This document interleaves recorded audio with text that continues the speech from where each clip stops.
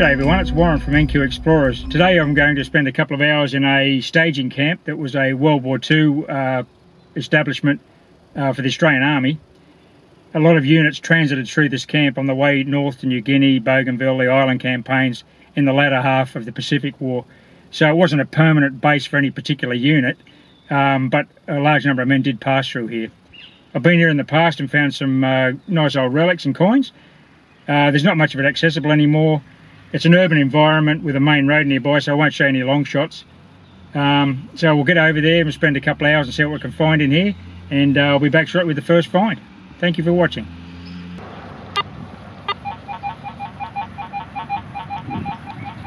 Nice moderate ground balance there, a 77. It's a silty red clay. Volcanic soil, actually. Well, here's my very first dig of the day, and it's a penny. Gee, that was a little bit scratchy. It may have been sitting at a funny angle. It took me a while to uncover it because I was getting different signals in both directions, but it was generally a 76 to 78.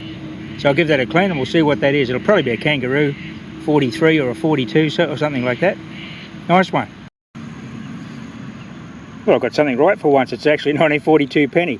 Look at that beautiful green patina under there. That'll clean up beautifully. It's a red-brown clay silt soil, but it sticks to the fines, but they'll clean up nicely with a bit of just soapy water and a soft toothbrush.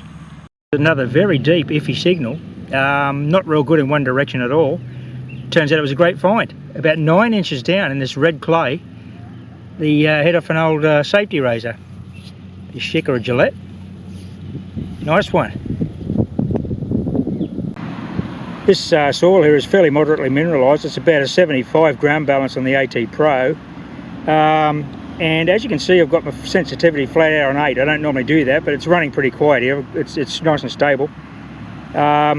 Because all the targets here are very deep in this red clay. So here's a good, I've taken off about 3 inches of soil here. There's a really good hit here.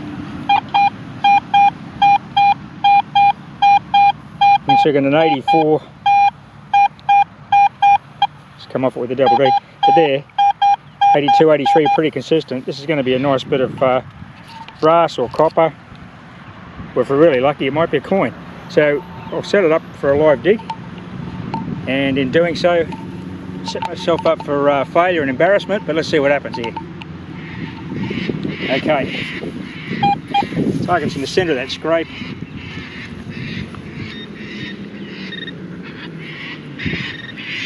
Well, it's there. Okay. Apologies for the traffic noise, but there's a large urban road nearby, hence no long shots on this video, which I don't. I normally like to give you long shots of the area I'm detecting, so you got some idea of some feel of the area. Okay, something just came out of the hole then. I didn't see it, but let's have a look.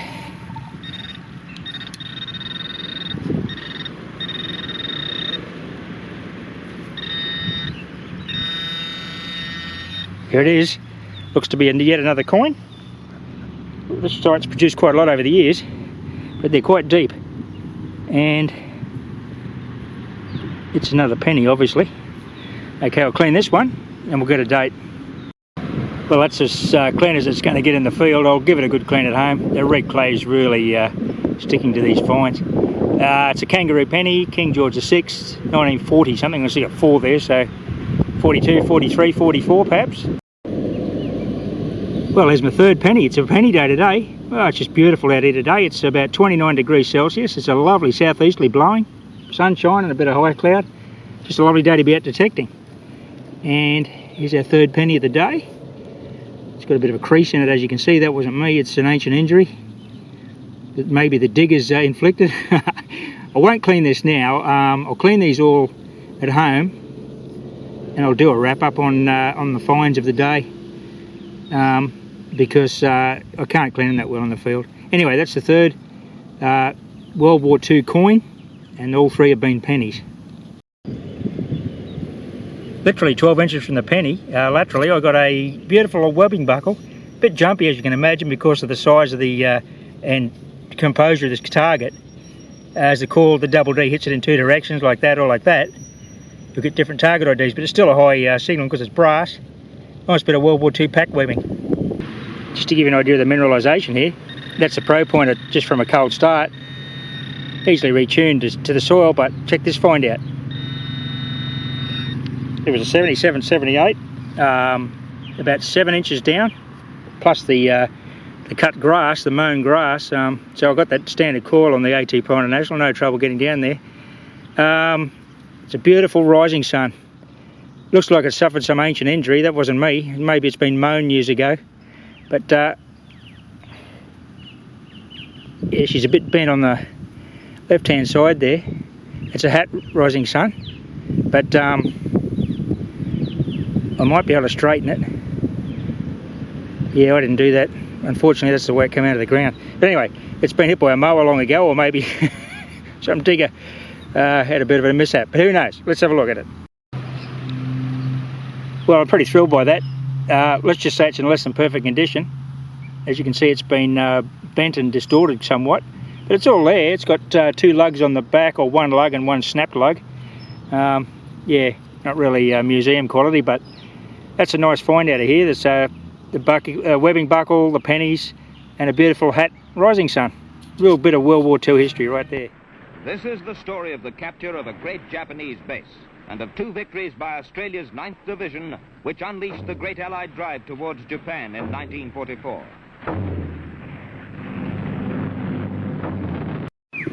Well, I could have another penny coming up here. It's a solid 76. It's up against a really big clump of grass. This could be a real train wreck of a live dig, but I'm going to go anyway. Let's have a look and see what we've got. I've taken off the grass and about 2 inches of soil. Yeah, it's a pretty solid 76. Let's see if I can pinpoint it. You can see that hot soil. Yeah, I think it's up in that grass clump. Let's come across here and have a look. And we'll take that grass clump out. And it's pretty solid though. Without damaging the target if we can. Okay.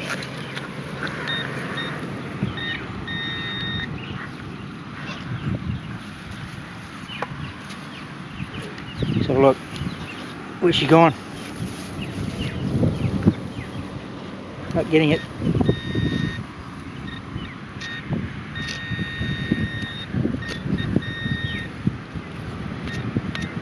It's a rock.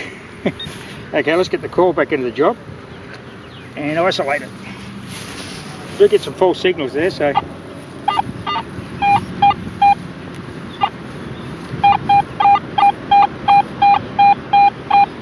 oh, still in the middle there, where I suspected. We'll keep at it. Let's go make yourself a cup of tea if this gets too much. Okay, see if that's pulled it out. Like I said, the targets here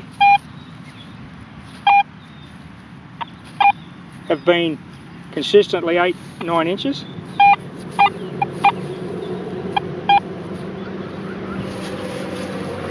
And add the grass to that. Might have moved this target, it's really jumpy now.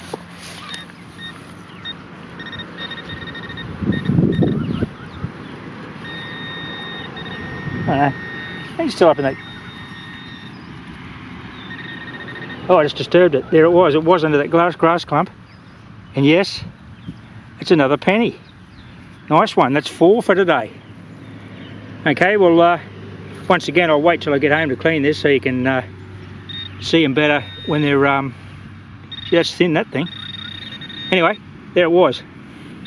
There's my next target, definitely World War II. It's a solid brass end cap of something. And what I'm finding here, because of the depth of the slash grass, which is 4 or 5 inches, and the deep depth of the targets, a lot of these targets are on the very edge of detection, and the target ID is either non-existent and you just get the high tone, or the target ID jumps a lot until you get a couple inches of soil off. So it's just lower and slower. I'm coming up with the fines, but it takes a bit of concentration. It's not as simple as just getting a nice hit and digging it. This is really iffy sort of stuff. Well, this is one such target I was just talking about with that brass cap. It was just on the edge of detection, really iffy, dodgy signal. Jumped around a bit, 10, 20, and then it jumped to a 70. Now I've dug it, and it's a 76 again. So I'm thinking it may be another penny. Oh, hang on, here we go. Look, it's a coin, and it's a halfpenny. Little brass halfpenny. Beautiful. Oh, it's not brass, I beg your pardon. It's bronze, copper,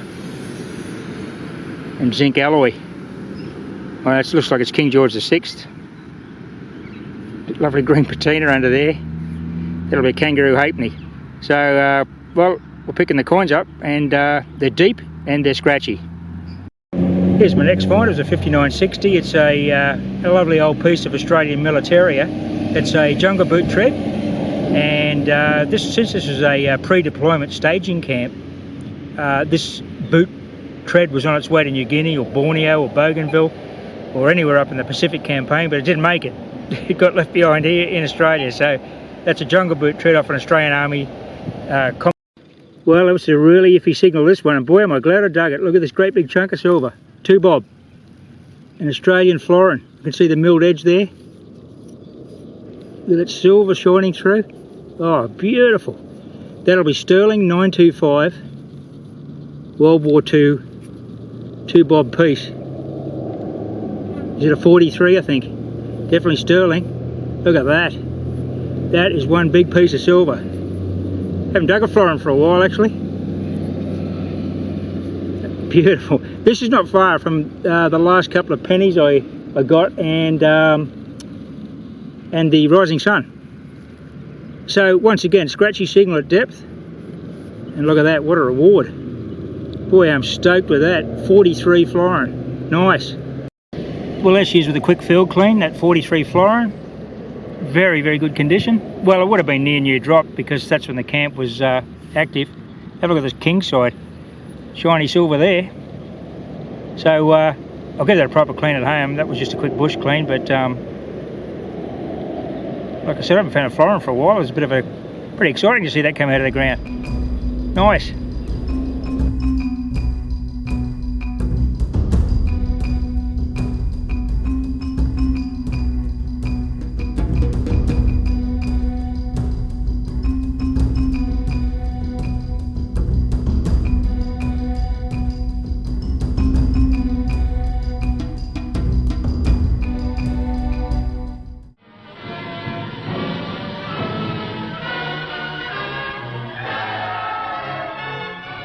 Let's go back a moment. This great campaign had begun when American paratroopers and Australian artillerymen were dropped on Nadzab and seized the airstrip. The enemy had been taken completely by surprise. Then Australian 7th Division infantry were flown into Nadzab and had fought their way down the Markham Valley towards Leh. The road to Tokyo began at Leh.